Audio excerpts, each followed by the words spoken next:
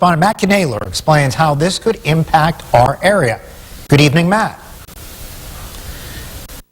Mike, Eva, good evening. Expanding broadband internet access is something that both Republicans and Democrats here on Capitol Hill, they say it needs to happen. But the big question moving forward, and the sticking point in these infrastructure talks, just how to pay for it.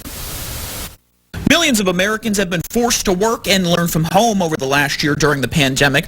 In rural Pennsylvania, that has been a challenge for the estimated 253,000 households that do not have internet access at all. When it comes to rural broadband, and it is time to end the digital divide. Pennsylvania Congressman Thompson, the top Republican on the House Agriculture Committee, represents one of the most rural districts in the nation. I think you could get strong bipartisan support for that.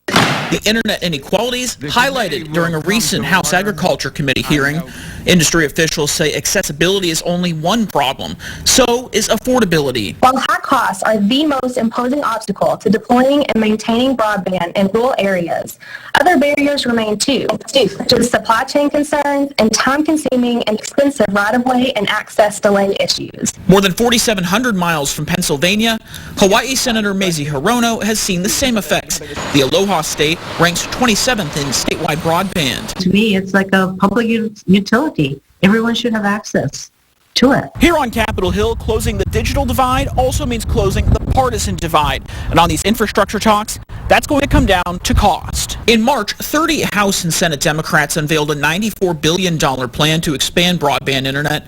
In April, Senate Republicans included $65 billion for broadband in their scaled-down $568 billion counteroffer to the White House's sweeping $4 trillion proposal. That leaves rank-and-file Republicans in a bind.